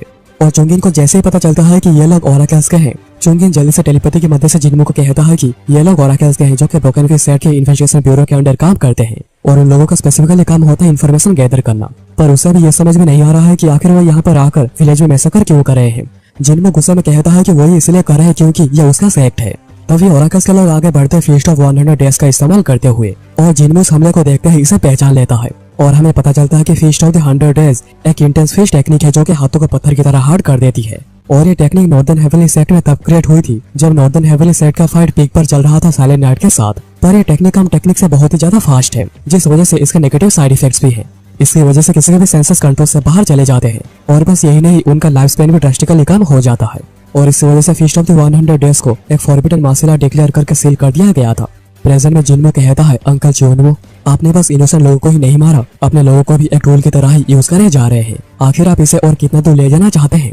और जिनमू गुस्से में हमला करने के लिए अपने ब्लेड को निकालता है और एक तेज रोशनी चमकती है और पलक झपकते ही जिनमू उन तीनों को मार चुका था। उसके पावर को देखकर चुंगिन सोच रहा था, ऐसा सोचना कि उसके जैसा कोई सोर्समैन भी एग्जिस्ट करता होगा सोच क्या परे है। और अभी प्रॉब्लम बस उसका शो टैलेंट ही नहीं, उसका मूड और ऑरा भी है जो कि पूरा ही डिफरेंट हो गया है। उसका ऑरा ऐसा जैसे मुझे लग रहा है कि उसने सॉल को ही बीच में से काट दिया है। मोजंग वहीं पर जिनमू को इस रूप में देखकर सोच रहा था, जिनमू तो बहुत ही ज्यादा पावरफुल है, पर उसे ये समझ में नहीं आ रहा है कि आखिर जिनमू और ब्रोकन फिश सेट के बीच में क्या हुआ है, जिस वजह से जिनमू बिना किसी हेजिटेशन के ओरेकल के लोगों को मार रहा है। उसके पावर को देखकर ओरेकस के दूसरे लोग डरे भी हुए थे और काफी गुस्सा भी हो गए थे कि आखिर उसने उनके ऊपर हमला करने की हिम्मत कैसे करी। पर जिनमू बिना किसी प्रॉब्लम के उन्हें काटते हुए आगे बढ़ने लग जाता है और पीछे चोंगिन मोजंग को थोड़ा पीछे रहने को कहता है, क्योंकि जिनमू का मूड कम्प्लीटली डिफरेंट हो गया है और काफी डेंजरियस भी, और उसे शक हो रहा है कहीं उसका ब्लड ने उसे कंज्यूम ना कर लिया हो।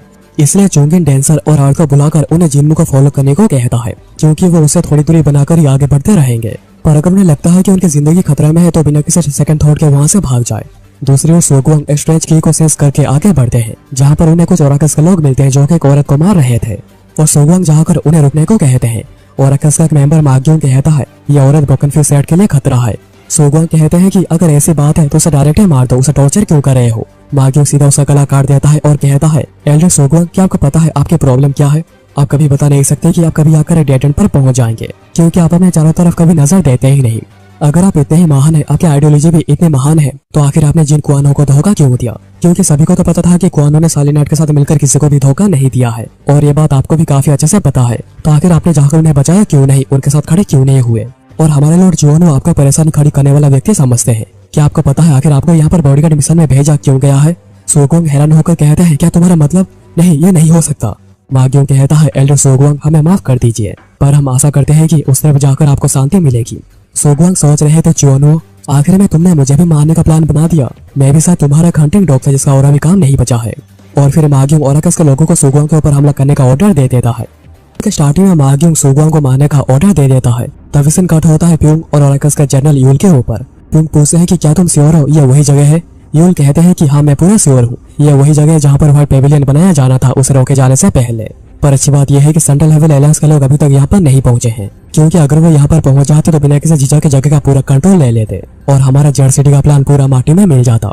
इस वजह से हमें जितनी जल्दी हो सके हमें हमारा काम पूरा करना होगा, इससे पहले कि सेंट्रल हेवन एलायंस यहाँ पर पहुंच जाए।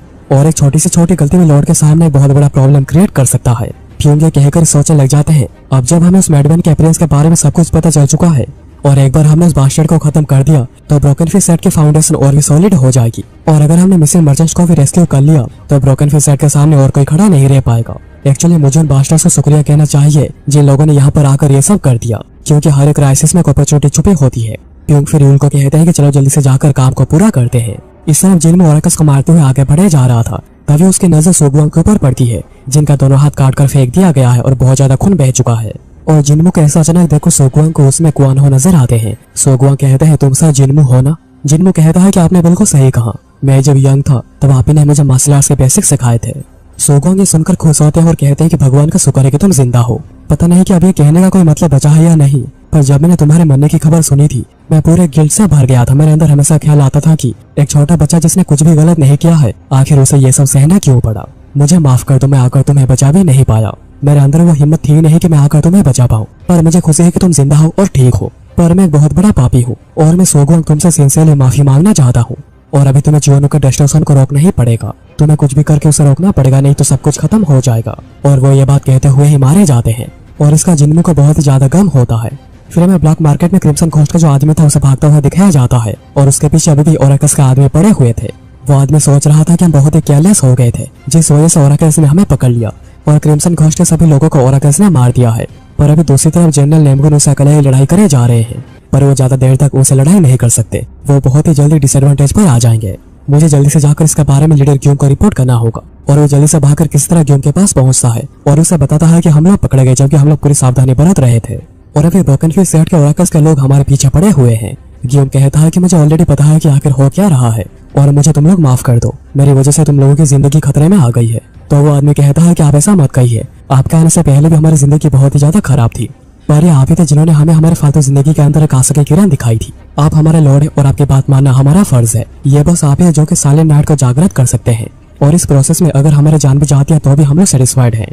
पर अभी दूसरी तरफ जनरल नेमगुन अकेले उनसे लड़ाई करे जा रहे हैं, पर उन्हें जितने लोगों ने घेर कर रखा है वो ज्यादा देर तक टिक नहीं पाएंगे और वो लोग जल्दी यहाँ पर पहुंच जाएंगे, तो आपको जल्दी करके यहाँ से निकल जाना चाहिए। जूम कहता है मैं श्योर हूँ कि तुम अभी तक जान चुके होगे। साइलेंट नाइट एक जान थी जिसने अपने पावर खो दिया, जिसने अपनी पर्पस खो दी है, जो कि उन लोगों के विल को सपोर्ट करती थी।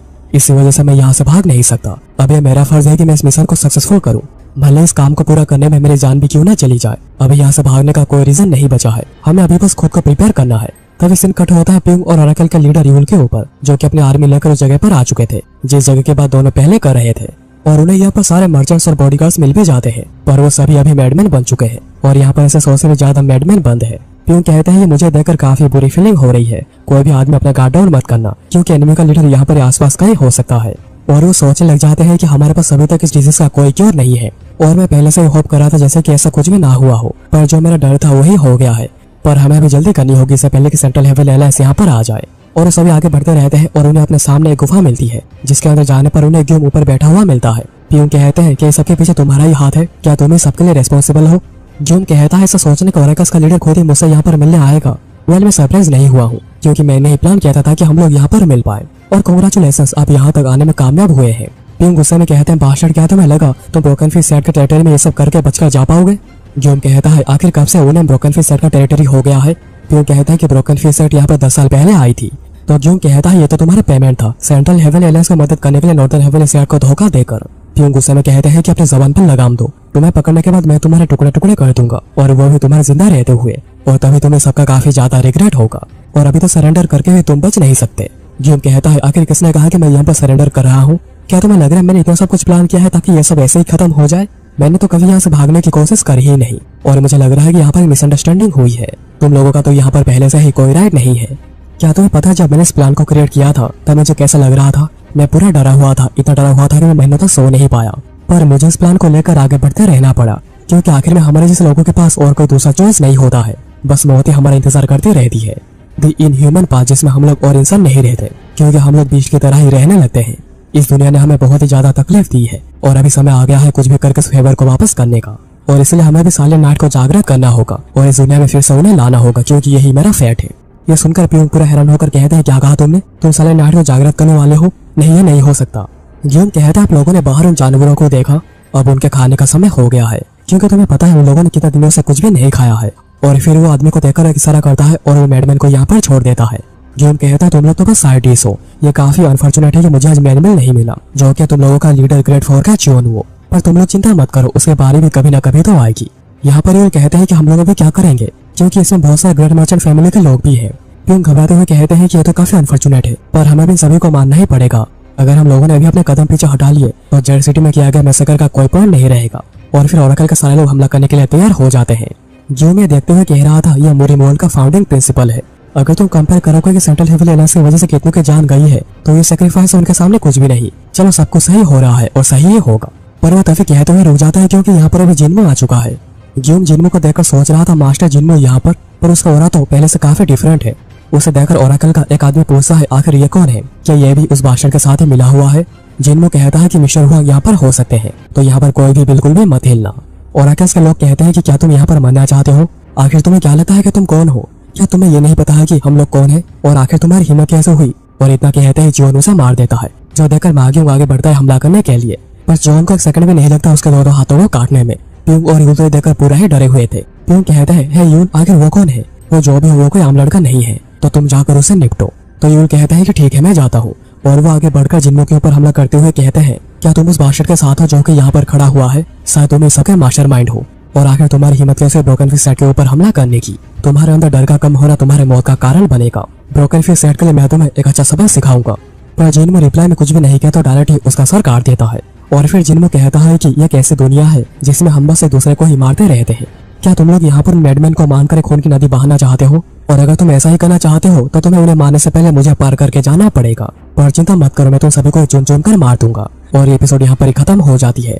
में जिन्मो ओरेकल को कहता है क्या तुम लोग यहाँ पर उन्हें मार कर खून की नदी बहाना चाहते हो, अगर तुम चाहते हो तो तुम्हें उन्हें मारने से पहले मुझे पार करके जाना पड़ेगा। और तुम लोग बिल्कुल भी चिंता मत करो, मैं तुम सभी को ही चुन चुन कर मारूंगा। जो मैं ये सब देखते हुए सोच रहा था, मुझे पता था कि मास्टर जन कभी न कभी तो यहाँ पर इंटरवेन करेंगे, पर मुझे ये बात पता नहीं थी कि वो यहाँ पर इतनी जल्दी आ जाएगा। और बस यही नहीं, वो पहले से कम्प्लीटली चेंज हो गया है। यहाँ पर यूल को अपने सामने मरता देखने के बाद ओरेकस के लोग पूरे डरे हुए थे, क्योंकि यूल कुछ कर पाते उससे पहले ही जिन्मू ने उसे मार दिया और प्यूंग का भी डर के मारे बुरा हाल हो चुका था। और वो सोच रहे थे आखिर ये कैसा लड़का है, आखिर वो किस वजह से ब्रोकन फिश सेट के ऊपर इतना ज्यादा गुस्सा हो रखा है। हाँ, ये बात तो सच है कि हम लोगों ने बहुत से ग्रुप्स को डिस्ट्रॉय किया है पूनम के ऊपर कब्जा करने के लिए। क्या वो उनमें से कोई एक है? प्यूंग फिर चिल्लाकर जिन्मू को कहते हैं कि हम लोग ब्रोकन फिश सेट से हैं, वही ब्रोकन फिश सेट जो कि जियोनुओ का है। क्या ये जानने के बाद भी तुम हमारे ऊपर हमला करोगे? आखिर तुम कौन हो, अपनी आईडी बताओ। जिन्मू गुस्से में कहता है जियोनुओ, क्या वही ब्रोकन फिश सेट का ऑलमाइटी है? आखिर ब्रोकन फिश सेट कितना ग्रेट है कि तुम लोगों ने उन बादशाह को पकड़ने के लिए जेड सिटी के इनोसेंट लोगों को मारने से पहले एक बार भी नहीं सोचा? क्या तुम्हें पता भी है जेड सिटी के कितने लोगों को तुम्हारी वजह से बेवजह मरना पड़ा है? प्यूंग ये सब सुनकर सोचने लग जाते हैं, उसने क्या कहा बास्टर्ड्स, और क्या वो उनके साथ नहीं है? तो आखिर वो कौन है और कहाँ से आया है? रुको, क्या मैं इसे जानता हूँ? उसे देखकर तो लग रहा है कि मैं उसे पहचानता हूँ। नहीं, अभी ये सोचने का समय नहीं है, मुझे पहले। और प्यूंग जिन्मू को कहते हैं कि ये बहुत ही बुरा है कि हमें ये सब करना पड़ा, पर अगर इन लोगों ने ऐसा कुछ भी नहीं किया होता तो हमें ऐसा कुछ करना ही नहीं पड़ता। गियोम कहता है मास्टर जिन्मू इतने स्ट्रॉन्ग होंगे मैंने सोचा भी नहीं था। तो जिन्मू कहता है कि तुम भी इतने क्रूर होगे मैंने भी नहीं सोचा था। गियोम कहता है क्या ऐसा है? तो तुम एक आदर्शवादी से अलग नहीं हो। इन सारे रास्तों का इस्तेमाल करके अपने गोल को हासिल करना, यही तो मुरीम दुनिया की रीत है। और जो लोग आखिर तक जिंदा रहते हैं वही ट्रू विनर होते हैं, क्योंकि उनके पास अपने एक्शंस को जस्टिफाई करने का समय होता है, क्योंकि उनके पास अपने एक्शंस को जस्टिफाई करने का एक मौका होता है। तो जिन्मू कहता है कि और तुम यहाँ पर क्या जस्टिफाई करने की कोशिश कर रहे हो? गियोम कहता है चाहे तुम कुछ भी कह लो, मैं मेरे कामों को पूरा करने से बिल्कुल भी हेजिटेट नहीं करूंगा। अगर तुम सच में सभी को ही खत्म करना चाहते हो तो मुझे मार दो, और अगर मुझे मरना ही है तो तुम्हारे हाथों मरना मेरे लिए सौभाग्य होगा। तो फिर नेमगुन वहाँ पर आकर कहता है आखिर कौन यहाँ पर मरने की बात कर रहा है? मैं तुम्हें यहाँ पर कुछ भी करके प्रोटेक्ट करूंगा, और मुझे माफ करना, मुझे ब्रोकन फिश सेट के बादशाह को मार के आने में थोड़ा टाइम लग गया। और प्यूंग को यहाँ पर ये सब देखकर कुछ भी समझ में नहीं आ रहा, और वो सोच रहे थे कि अब यहाँ पर कुछ भी सेंस बना नहीं रहा है। और आकाश के लोगों को लॉर्ड ने खुद ट्रेन किया था और उन्हें इस बास्टर्ड ने मार दिया, और उन सभी लोगों को इस बास्टर्ड ने मार दिया। पर मुझे भी कुछ भी करके यहाँ से निकलना पड़ेगा, क्योंकि अभी ये सब मेरे हाथ से बाहर जा चुका है। अभी ये सब बस लॉर्ड ही संभाल सकते हैं। नेमगुन यहाँ पर जिन्मू को देखकर कहता है तुमसे दोबारा मिलकर काफी अच्छा लगा डीमन ब्लड, और मैं इस बार तुम्हारे साथ हिस्सा बराबर करके ही रहूंगा। पर मुझे एडमिट करना होगा कि तुम काफी स्किल्ड हो। आखिरी बार मैं हार गया था क्योंकि मैं तुम्हें काफी अंडर एस्टिमेट कर रहा था, पर इस बार मैं तुम्हें पूरा सीरियसली लूंगा। पर फिर वो देखता है कि जिन्मू उसके ऊपर ध्यान ही नहीं दे रहा या वहाँ देखे जा रहा है। जिन्मू सोच रहा था कि मुझे मिशन कहीं नहीं दिख रहा है, क्या उन्हें लेकर कहीं और रखा गया है? तभी नेमगुन गुस्से में हमला कर देता है, क्योंकि जिन्मू उसके ओर देख ही नहीं रहा था। पर जिन्मू बिना देखे भी उसके हमले को इजीली डॉज कर देता है, और फिर वो उसके ऊपर हमला भी कर देता है, जिसकी वजह से नेमगुन के हाथ से उसका हथियार भी छिटक जाता है। पर वो जब नेमगुन को किक मारने की कोशिश करता है, नेमगुन उसके पैर को पकड़ लेता है और कहता है आखिर तुम कौन हो और हमारे प्लान को बिगाड़ने क्यों आए हो? जिन्मू कहता है कि मैं यहाँ पर मेरे अंकल को ढूंढने आया हूँ। तो नेमगुन कहता है कि अपने अंकल को ढूंढो और यहाँ से निकल जाओ, हमारे सामने ऐसे बहुत सारे बड़े बड़े प्रॉब्लम्स हैं, तो यहाँ पर रहकर हमारे प्रॉब्लम ना बढ़ाओ। हमारी पुश्तें हार गई थी, जिस वजह से उन्हें अपनी बाकी की जिंदगी बहुत मुश्किलों में बितानी पड़ी थी, पर हम उनसे पूरा ही अलग हैं। क्या तुम समझ भी पा रहे हो हमारे अंदर कितना ज्यादा गुस्सा भरा हुआ है? हम लोग ये सब इसलिए कर रहे हैं क्योंकि हम लोग जीना चाहते हैं, एक आम इंसान की तरह जीना चाहते हैं। तो हमारे प्लान में घुसना बंद करो और यहाँ से निकल जाओ। और ये कहते हुए जिन्मू के ऊपर वो हमला कर देता है, जो देखकर प्यूंग पूरा डरे हुए थे और कह रहे थे मुझे कुछ भी करके लॉर्ड के पास जाना ही पड़ेगा। पर वो तभी नोटिस करते हैं कि गियोम उनके पीछे ही खड़ा हुआ है। गियोम कहता है प्यूंग मेरे बच्चे मेरी बात सुनो, हमें लोग साइलेंट नाइट है और हम लोग बाहरी दुनिया में आए हैं साइलेंट नाइट को जागृत करने। प्यूंग कहते हैं तो ये सच है, तुम लोग साइलेंट नाइट हो? गियोम अपने इंस्ट्रूमेंट को निकल कर कहता है क्या तुम्हें याद करने में इतना समय लग गया मेरे बच्चे प्यूंग? जैसा कि मैंने सोचा था ये दुनिया हमें पूरी भूल चुकी है। प्यूंग ये सुनते भागने लगते हैं, पर गियोम अपने इंस्ट्रूमेंट का इस्तेमाल करते हुए हमला करता है, जिससे बस प्यूंग नहीं दूसरे ओराकल्स और मैडमैन भी मरने लगते हैं। और ऐसा हमलों को साउंडर्स कहा जाता है, जिसके बारे में जिन्मू जानता है। और यहाँ पर गियोम इस गुफा का इस्तेमाल करके अपने साउंड को और भी ज्यादा एम्पलीफाई कर रहा है। और जिन्मू जल्दी से 1000 शैडोज को यूज करने की कोशिश करता है ताकि उन्हें मेरेडियंस को प्रोटेक्ट कर पाए, क्योंकि साउंडर्स की वजह से जिन्मू के कान से भी खून आने लगा है। पर यहाँ पर जिन्मू के थोड़ा साइड में देखने से नेमगुन उसके ऊपर फिर से हमला कर देता है, और उसके पावर को देखकर जिन्मू समझ पा रहा था कि नेमगुन पहले से बहुत ही ज्यादा पावरफुल हो गया है। पर वो नोटिस करता है कि साउंड आर्ट्स का उसके ऊपर कोई भी असर नहीं हो रहा। यह वही सेम साउंड जिससे कि कोई मारा जा रहा है और किसी को कुछ भी नहीं हो रहा। गियोम तुम सच में काफी ज्यादा इंप्रेसिव हो। और साइलेंट नाइट का नाम सुनते ही जिन्मू को यूना की याद आ जाती है। पर तभी उसके ऊपर एक साथ गियोम और नेमगुन दोनों ही हमला कर देते हैं। जिन्मू सोच रहा था कि दोनों अभी एक साथ मेरे ऊपर आकर हमला कर रहे हैं। अगर ये फाइट ज्यादा देर तक चलती रही तो मैं डिसएडवांटेज पर आ जाऊंगा। मुझे भी जल्दी करके इस फाइट को खत्म करना ही पड़ेगा। और इसके लिए Jinmu shaded blade of the end का इस्तेमाल करता है और एक ही झटके में नेमगुन के बॉडी में बहुत सारे कर्स लगा देता है। और फिर जिन्मू गियोम की ओर आगे बढ़ता है, और ये देखकर गियोम कहीं ना कहीं थोड़ा बहुत घबरा गया था। तभी प्यूंग आकर गियोम का पैर पकड़ते हैं, जिससे कि गियोम रिस्टार्ट हो जाता है और जिन्मू को पूरा मौका मिल जाता है उसके ऊपर इजीली हमला करने का। पर तभी नेमगुन बीच में आकर खुद को सैक्रिफाइस कर लेता है गियोम को बचाने के लिए। तभी हमें कुछ मोमेंट्स पहले का सीन दिखाया जाता है, जब जिन्मू नेमगुन को मारने के बाद गियोम की ओर आगे बढ़ रहा था। जब जिन्मू नेमगुन को मारने के बाद ग्यूम की ओर आगे बढ़ रहा था, नेमगुन की यह हालत हुई थी कि वो अपना शरीर भी हिला नहीं पा रहा था, पर वो फिर भी बड़ी मुश्किल से जाता है और ग्यूम को बचा लेता है। तभी सीन कट होता है फ्लैशबैक में, जब कुछ बदमाश ग्यूम को मार रहे थे क्योंकि उनके पास खाना नहीं और ग्यूम का खाना खाना उनके लिए बर्बादी लगती है। तभी नेमगुन वहाँ पर आ जाते हैं, जिस वजह से वो सभी डर के भाग जाते हैं। नेमगुन ग्यूम का आकर उठाता है और पूछता है कि मुझे पता है कि तुम ताकतवर हो, तो आखिर तुम उनके हाथ हमेशा पिटते क्यों रहते हो? अगर तुम ऐसा ही करते रहोगे तो तुम हमारे आशा की किरण कैसे बनोगे? तो ग्यूम कहता है कि सभी के ऊपर अभी काफी हार्ड टाइम जा रहा है, उन्हें कोई चाहिए जिसके ऊपर वो अपना गुस्सा निकाल सके, और अगर मैं इसके लिए यहाँ वहाँ पर मार खाता रहता हूँ तो मुझे कोई प्रॉब्लम नहीं, और ऐसे में तुम तो हमेशा ही मुझे प्रोटेक्ट करने के लिए हो ही। तुम्हारा शुक्रिया नेमगुन मुझे बचाने के लिए। तो नेमगुन कहता है कि अगर तुम एक लड़की हो तो तुम्हें लड़के की तरह बिहेव करना चाहिए, एक लड़की की तरह नहीं।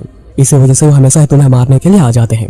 ग्यूम कहता है क्या तुम्हें पता है कल मिस माँ की डेथ हो गई, वो काफी अच्छी लेडी थी। तुम्हें क्या लगता है आखिर बड़े लोग यहाँ से निकलने की कोशिश क्यों नहीं कर रहे, जबकि सभी को यहाँ पर रहने में बहुत सारे परेशानियों का सामना करना पड़ता है? तो नेमगुन कहता है वो कहते हैं कि अगर हमने यहाँ से एक कदम बाहर रखा तो ये लोग आकर हमें मार देंगे। ग्यूम कहता है कि हमें से बहुत से लोग मारे जा रहे हैं भूख के कारण, और अगर कोई बीमार पड़ता है उसका मरना भी तय है, क्योंकि यहाँ पर ट्रीटमेंट की कोई फैसिलिटी है नहीं। कल तक सर्वाइव करना भी सभी के लिए बहुत ही मुश्किल है, तो आखिर इसको लेकर कोई कुछ भी क्यों नहीं कर रहा? वो बार बार कहते रहते हैं कि मैं ही उनका फ्यूचर होप हूँ, पर मुझे पता नहीं कि मुझे क्या करना चाहिए। पर मुझे एक बात तो पता है, हम सभी को ही एक मौका तो मिलना चाहिए एक अच्छी जिंदगी बिताने का। नहीं उतना भी नहीं, हमें बस एक बार इंसानों की तरह जीना है। मैं प्लान कर रहा हूँ कि आखिर हम सभी को यहाँ से कैसे निकाल सकते हैं और उन्हें वापस बाहरी दुनिया में ले जा सकते हैं। मुझे लगता है कि यही मेरे जीने का पर्पस है। नेमगुन कहता है कि मुझे पता नहीं कि तुम क्या कह रहे हो, पर मैं तुम्हारे साथ हमेशा ही खड़ा हूँ, तो तुम किसी भी बारे में सोचना मत और अपने काम पर ही फोकस करना। तभी हमें ऊपर दिखाया जाता है, जो देखकर हमें पता चलता है कि वो सभी जमीन के नीचे रह रहे हैं या फिर किसी पहाड़ी के बीच में बने हुए गैप के अंदर रह रहे हैं। तभी सीन कट होता है और ग्यूम अपने सामने नेमगुन का मरता देखकर इतना गुस्सा हो जाता है कि अपने इंस्ट्रूमेंट को ही तोड़ देता है, पर वो कुछ करते उससे पहले वो नेमगुन के पास जाता है उसे देखने। नेमगुन जिसमें थोड़ी बहुत जान बची हुई थी कहता है मैं सोच रहा था अंत तक तुम्हारे चेहरे पर खुशी रखूंगा, पर यह सोचना कि मेरा अंत ऐसा हो जाएगा। क्यों प्लीज एक बार हंस दो, तुम्हें ऐसा दुखी होने की कोई जरूरत नहीं है। और वो ये कहकर ही अपना दम तोड़ देता है। ग्यूम कहता है नेमगुन मुझे माफ कर दो और तुम्हारा शुक्रिया मेरे लिए इतना सब कुछ करने के लिए। जिन्मू कहता है कि तुम्हें किसी अपने को खोना पड़ा क्योंकि तुमने इस पैथेटिक प्लान को बनाकर इसे फॉलो किया। कितने परिवार तुम्हारी वजह से उजड़ गई, किसी के पेरेंट्स को तुमने मैडमैन बना दिया तो किसी के बच्चे को तुमने मैडमैन बना दिया। अभी तुम्हें समझ में आ रहा होगा कि जब अपना कोई खो जाता है तो कैसा फील होता है। तो बताओ मुझे आखिर तुमने लोगों को मैडमैन में तब्दील क्यों किया है? और ये एपिसोड यहाँ पर ही खत्म हो जाती है। पार्टी में जिन्मू पूछता है कि आखिर उसने कैदियों को मैडमैन में तब्दील क्यों किया, तो ग्यूम कहता है कि उसने यह काम इसलिए करा ताकि वो उन्हें एक वार्निंग भेज पाए। ग्यूम फिर पूछता है कि क्या तुम्हारी ये technique gathering of the 10,000 shadows है, जो सुनकर जिन्मू थोड़ा सरप्राइज होता है, जो देखकर ग्यूम समझ जाता है कि वो सही है और उसे इसके बारे में अपने मास्टर से पता चला था, और उसके मास्टर ने इसे जिस फियरसम तरीके से एक्सप्लेन किया था ये बिल्कुल वैसा ही था। और ग्यूम गेस कर लेता है कि जिन्मू नॉर्दर्न हेवनली सेट का डिसेंडेंट है, और इस तरफ जिन्मू भी ग्यूम के साउंड आर्ट्स को देखकर समझ चुका था ग्यूम 1000 साउंड्स ऑफ डेथ का डिसेंडेंट है, पर अब यह टाइटल खुद उसी के पास है। खैर उसके बाद जिन्मू अपने पावर को रिलीज करते हुए पूछता है कि उसने कैदियों को और कहां पर छुपा कर रखा है, पर ग्यूम इसका कोई जवाब नहीं देता, पर वो बेकी बेकी बातें करते हुए हमला करने आ जाता है, जैसे कि उसने बहुत ज्यादा दुख देखा हुआ है। और जब उसने जिन्मू के डेथ की खबर सुनी थी उसे काफी दुख भी हुआ था, क्योंकि नॉर्दर्न हेवनली सेट उनका जानी दुश्मन है, अगर वही नहीं रहेंगे तो आखिर उन्हें कौन याद करेगा, ऐसे ही बातें। पर दोनों के बीच में इस सब के बीच भी फाइट चल रही थी, और फाइट चलते हुए ही जिन्मू कहता है तुम ये सब इसलिए कह रहे हो ताकि दुनिया तुम्हें बस याद रखे, दुनिया को तुम्हारे दुख दर्द के बारे में पता चले बस इसलिए। ग्यूम कहता है कि क्या तुम्हें लगता है कि इसके पीछे बस यही एक रीजन है? तुम जो सोच रहे हो ये उसे बहुत ज्यादा कॉम्प्लेक्स है, और ये दुनिया भी बिल्कुल सिंपल नहीं है। जिन्मू पूछता है कि क्या इस सबका साइलेंट नाइट के फॉर डिमोनिक लॉर्ड से कुछ लेना देना है, तो ग्यूम उल्टा पूछता है कि आखिर तुम्हें कितना पता है। जिन्मू पूछता है कि क्या वो चारों जिंदा है। ग्यूम जिन्मू को थोड़ी देर तक देखता रहता है और कहता है हाँ वो सभी जिंदा है, पर कुछ समय से वो सभी इंटरनल इश्यूज में उलझे हुए हैं। तो जिन्मू सोचने लगता है कि अगर ऐसी बात है तो अभी तक यूना जिंदा होगी। दोनों फिर एक दूसरे के ऊपर दोबारा हमला करते हैं, और ग्यूम कहता है ये कितना फनी है ना? पूरी दुनिया को लगता है कि नॉर्दर्न हेवनली सेट और साइलेंट नाइट पूरी खत्म हो चुकी है, पर आज यहाँ पर उनके डिसेंडेंट्स लड़ाई कर रहे हैं, और तुमने कहा था कि तुम अपने अंकल को ढूंढ रहे हो, अगर वो भी मैडमैन बन गए होंगे तो मुझे माफ कर दो। ये काफी अनफॉर्चुनेट है, पर मैं कुछ भी कर नहीं सकता। तुम्हें पता है मैं सोच रहा था कि तुम इस प्लान का ग्रैंड फिनाले करोगे, जो कि मैंने सेंट्रल हेवन एलायंस के लिए क्रिएट किया है, पर लगता है कि मैं तुम्हें और आगे जाने नहीं दे सकता। और वो destruction sound of the falling and का इस्तेमाल करता है, जिससे कि वहाँ पर एक बहुत बड़ा धमाका होता है, पर जिन्मू उसी समय पर ऊपर जंप करके इससे बच गया था। और वो ऊपर से ही कहता है कि मैं तुम्हें आखिरी बार पूछ रहा हूँ, आखिर तुमने बाकी कैदियों को कहाँ पर रखा है? पर ग्यूम फिर से इसका जवाब ना देकर याहुआ की बातें करने लग जाता है, जिस वजह से जिन्मू और नहीं रुकता और ग्यूम के ऊपर गैदरिंग ऑफ द शैडोज का इस्तेमाल कर ही देता है। जिससे कि ग्यूम के शरीर में बहुत सारे कट्स लग चुके थे और उसका पूरा शरीर खून से भर गया था। जिन्मू कहता है कि जिन्होंने पहले हमला करके मैडलैंड को तबाह किया है वो सालियन नाइट थे। इसी वजह से ही नॉर्दर्न हेवनली सेट को फॉर्म किया गया था और दशकों तक लड़ाई करने के बाद जाकर सालियन नाइट को हराया गया था। और तुम कह रहे हो कि तुम्हारे साथ जो भी हुआ है वो काफी अनफेयर है और तुम सेंट्रल हेवनली एलायंस को किस तरीके में वार्निंग देना चाह रहे थे। मुझे एग्जैक्ट डिटेल्स तो नहीं पता, पर क्या सालियन नाइट को इतनी दूर जाने की कोई जरूरत थी? क्या तुम्हारे पास बस यही एक रास्ता बचा हुआ था जिसके लिए तुम्हें इतने सारे इनोसेंट लोगों को मारना पड़ा? जो फिर से खड़ा हो जाता है और कहता है, मुझे लगता है कि तुम भी थक चुके होगे और मुझे पता है कि तुम्हारे ऊपर से आखिर क्या गुजर रही है, क्योंकि तुम भी हमसे अलग नहीं हो।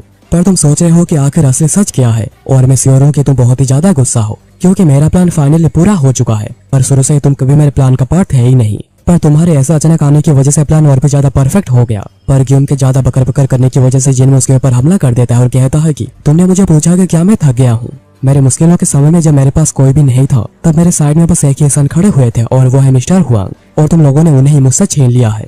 ग्यूम कहता है कि मुझे अभी तक नहीं पता कि तुम्हारे अंकल कौन है या फिर कैसे दिखते हैं, पर ये सोचना कि वो भी इस प्लान में शामिल हो गए हैं, वह तुम कह सकते हो कि फ्यूचर बहुत ही ज्यादा अनप्रेडिक्टेबल है। चलो अभी सबको खत्म कर देते हैं। जिन्मू कहता तो मतलब तुम आखिर तक कुछ भी कहना नहीं चाहोगे? मिस्टर हुआंग मुझे यहाँ पर नहीं मिल रहे, पर अगर बाय चांस मिस्टर हुआंग का यह हाल हुआ होगा तो मैं तुम्हें कभी माफ नहीं करूंगा। और जिन्मू ये कहने के तुरंत बाद ग्यूम के ऊपर सडनली हमला कर देता है, जिससे कि ग्यूम नीचे गिर जाता है और वो पूरे खून से लथपथ हो चुका था। पर वो फिर भी उठकर खड़ा हो जाता है और जिन्मू के पास आकर जिन्मू को पंच मारने की कोशिश करता है, जिसमें कि पावर नाम की कोई चीज थी ही नहीं। जिम कहता है कि तुम काफी इंप्रेसिव हो जिन्मू। जिन्मू गुस्से मुंह से लात मारकर नीचे गिरा देता है। जिन्मू से देखता ही रहता है तो जिम कहता है, तुम्हारे एक्सप्रेशन से लग रहा है कि तुम्हें मुझे ऐसा देखकर काफी अफसोस हो रहा है, पर तुम्हें हमारे डेथ को लेकर कोई भी अफसोस करने की जरूरत नहीं है। यह बस एक छोटा सा प्राइस है जो कि हमें देना पड़ा है एक बड़ी चीज को हासिल करने के लिए, और ऐसे भी मुझे जो चाहिए था मुझे वो मिल चुका है। मेरे गोल का अल्टीमेट प्लान ही था मेरा डेथ। जितनी बड़ी और ग्रैंड मेरी डेथ होगी उतना ही सालियन नाइट और सेंट्रल हेवनली का फैट एक दूसरे के सामने आ जाएगा, क्योंकि मेरे मरने पर ही सालियन नाइट जागृत होगी। तो मेरे डेथ का मुझे कोई भी रिग्रेट नहीं है। इंस्टेड मैं तो तुम्हें इसके लिए थैंक्स कहना चाहता हूँ। मैं प्लान कर रहा था कि मैं ये सब खत्म करूंगा ग्रेड 4 के चोनो के साथ लड़ने के बाद, पर सरप्राइजिंगली तुम सामने आ गए जो कि चोनो से भी ज्यादा क्वालिफाइड हो, क्योंकि तुम नॉर्दर्न हेवनली सेट के सेट लीडर हो। तुम्हारे अपीयरेंस से मेरा प्लान और भी ज्यादा परफेक्ट हो गया है, इसलिए मैं तुम्हें कोई भी जवाब नहीं दे रहा था और भड़काए जा रहा था, क्योंकि मुझे पता था जब तुम्हें उसके बारे में पता चल जाएगा जो कि तुम यहाँ पर ढूंढने आए हो, तुम तभी लंडा बंद कर दोगे। पर ये सोचना कि तुम मेरी इतनी ज्यादा हेल्प करोगे, सच में फैट बहुत ज्यादा अलग है और इसी वजह से मैं तुम्हारा शुक्रगुजार भी हूँ। पर सच में तुम्हारे अंकल को मेरे प्लान में शामिल करने का मेरा कोई प्लान नहीं था। सोरफुल माउंटेन की ओर जाओ जहाँ पर बहुत सारे मर्चेंट्स और गार्ड्स गए थे। मैं सच में आशा करता हूँ कि तुम्हारे अंकल भी वहाँ पर ठीक हो। और तभी ग्यूम की डेथ हो जाती है और जिन्मू भी खांसने लगता है, क्योंकि फाइट के दौरान उसने बहुत ज्यादा इंटरनल फोर्स को यूज कर लिया है। तभी उसे टैंक फैमिली के जीवन की दी हुई मेडिसिन पिल के बारे में याद आ जाता है, जिसे खाते ही उसकी इंटरनल फोर्स 10 ईयर्स तक इम्प्रूव हो जाएगी। जिन्मू इसे जल्दी से खा लेता है और सोचने लगता है आखिर जिन्मू अपने प्लान को पूरा करके क्या हासिल करना चाह रहा था। तभी वो अपने पीछे एक मैसिव फोर्स को सेंस करता है और यह फोर्स इतना ज्यादा था कि उसके पीछे मुड़कर देखने की भी हिम्मत नहीं हो रही थी, और ऐसे में उसकी बॉडी बिल्कुल फ्रीज हो गई है और ऐसा फील हो रहा है जैसे कि उसकी डेथ भी हो सकती है। पर जिन्मू बड़ी हिम्मत करके पीछे मुड़कर देखता है और पीछे देखता ही वो पहचान लेता है कि इस सालियन नाइट के 4 डिमोनिक लॉर्ड्स में से एक है, the spear of the black wings, जिन्हें घोस्ट स्पीयर के नाम से भी जाना जाता है। और जिन्मू को पता है कि उसने जीवन की मेडिसिन पिल खाई है, पर वो फिर भी घोस्ट स्पीयर के सामने खड़ा भी नहीं रह सकता। तो उसे समझ में नहीं आ रहा है कि आखिर उसे क्या करना चाहिए। घोस्ट स्पीयर फिर जिन्मू से माफी मांगते हैं लेट आने के लिए, और उन्हें ग्यूम के से जाने का काफी दुख भी है, क्योंकि उन्हें ग्यूम की अहमियत और उसके ब्रिलियंस के बारे में पता था।